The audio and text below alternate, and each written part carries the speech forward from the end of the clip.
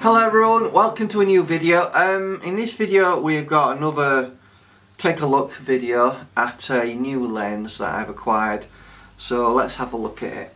So first of all, this is the box that I've got for the lens, which is a Tamron SP 150-600 f5 to 6.3 DI VC USD G2 lens.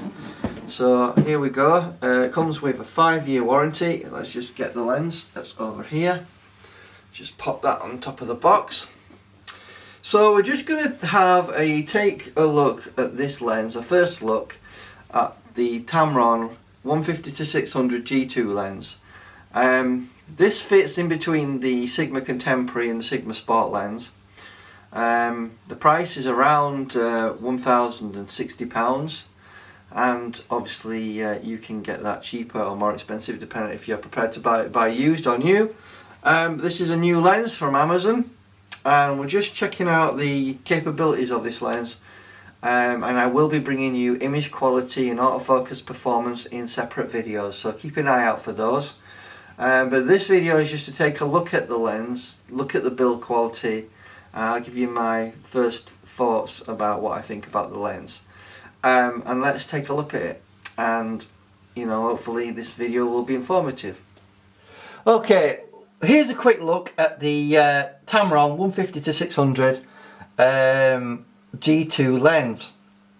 Now this has an aperture of f5 to 6.3, a minimum focus of 2.2 meters, a maximum magnification ratio of 1.3.9.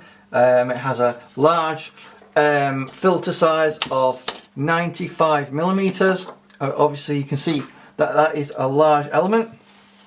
Now I just want to show you something that you should really get to protect your lens, which is a large filter. Now this is sold by Sigma, which is called the WR coating protector. Now this will go on the front of your lens like so. Just put it on there to protect your lens. Now it is hardened glass, so it should protect your lens even if in the unlikely event you drop your lens, and God forbid, hoping that you don't damage the front element of your lens. That will save you a fortune. It's better to waste £100 than £1,000 lens. So taking the lens aside, we have a nice lens hood here. This is about 4 inches large, and it is reasonably well made. I do think the Sigma Contemporary one, while being smaller, is a bit stronger, because they just seem to be the plastic is a bit thicker, maybe by a mil or so.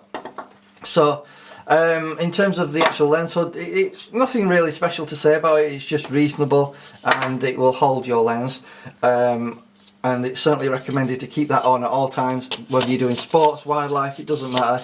Just make sure that you keep your front element protected at all times. Looking at the lens again, like I said, the zoom ring feels well damped and moves smoothly. It does operate the opposite way around to normal lenses like the Sigmas and the Canon lenses, because it operates the other way around, just like the Nikon lenses. So Nikon users may prefer that. Looking at the actual lock, because this lens will creep a little bit. Obviously it creeps a little bit. Obviously that'll loosen up over time. We have a lock switch there, so it will lock it in place, and that's well locked and it won't move. So looking at the lock, it holds the lens securely. Obviously there is a soft lock as well, that we can engage by just pulling it across, and then it's locked in place and that won't move. And you can lock it at any focal length you want. Going on to the focus ring, feels nice and smooth, feels well damped as well, and obviously the lens is weather sealed all the way through, unlike the Sigma Contemporary. Obviously it's not to the same level as the Sigma Sport 150-600, but it's probably not going to be too far behind. It's basically constructed of metal alloys, pretty much the majority of it up to this point, and then the rest of it is plastic. So here we have some switches. I'll talk about that in a minute. And then we've got a nice tripod mount, Arca Swiss. It's totally removable, you can take that off. I'll show you that in a moment. And obviously the rear of it is weather sealed. There is a gasket that goes on there, and it is weather sealed all the way around, so it should stop weather getting into the lens. The lens feels heavy and is durable. So the makeup of this lens has 3 LD loaded dispersion lens elements to try and help eliminate chromatic aberration, and it has 21 elements in 13 groups, and it obviously has an ultrasonic silent drive motor in there to try and make focusing as silent as possible. So obviously that's the lens, and that's obviously how it looks and how it performs in terms of the makeup of the lens. It feels rugged and durable in hand, and it is heavy.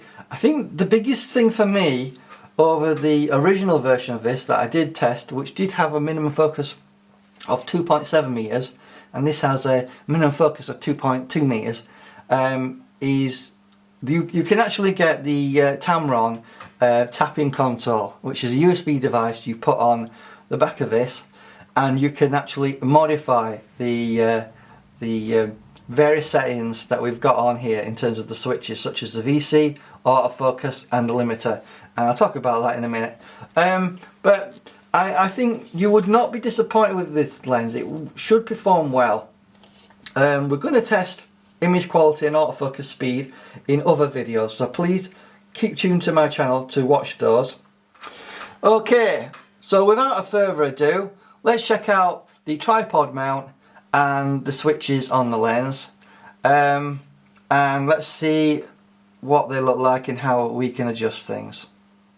Here in the video you should be able to see the focus window that we've got there, and obviously it doesn't seem to me to be as accurate as the Sigma one, because obviously it goes from 2.2 meters, 3.5 meters, 7, 10 and 30 and infinity. So that's the focus window. Hopefully you can see that in the video. Okay, here are the switches for the Tamron 150-600 G2 lens, and I just want to go through them one by one. So we've got the focus limiter, which is full. We've got 10 meters to infinity and 2.2 meters to 10 meters. So we've got 3 options, and we can choose the one we want just by clicking that switch. You can modify that with the tapping console USB device that you attach on the rear of the element, and you'll be able to update the firmware as well. So that's very useful, the focus limiter, for acquiring good focus, to try and cut down on the speed of focus and make it faster. We obviously have a selector for autofocus and manual focus. Interesting enough, this lens doesn't include a manual override like the Sigma does, so obviously it doesn't have that there. We have the VC selector there for the stabilizer, so to obviously turn it off you just turn it off, and to turn it on, back on. And then we have 3 modes of VC. We've got mode 1, we've got mode 2 and mode 3. So that's mode 2, that's mode 3. So I'll just briefly go through what Tamron have actually said about the various modes. So in mode 1 that we're set up on, the standard mode that strikes a great balance between the stability of the viewfinder image and the stabilization effect. Mode 2 effectively used for panning, so that's for panning. And then mode 3, which is quite a unique one, prioritizes the stabilization of the captured images and forgoes the stabilization of the viewfinder image. So basically what it's saying is it won't be stabilized in the viewfinder, but it will be in the final image captured. This has the added benefit of giving you 4.5 stops of image stabilization rather than just 4. So that's unique to this particular lens, and obviously that may be beneficial to you guys. So that's basically the switches. Let's have a look at the tripod mount itself, which seems to be a nice tripod mount. As you can see in the video, it's an Acus Swiss tripod mount, and it looks well made and good quality. The only thing I would say is when you first get this out of the box, you will need to put in these Allen key screws and screw them in, and it does appear that they're not flush with the actual mount. So if you're trying to attach it to a different type of tripod mount, it may be a bit of a problem having those in the way.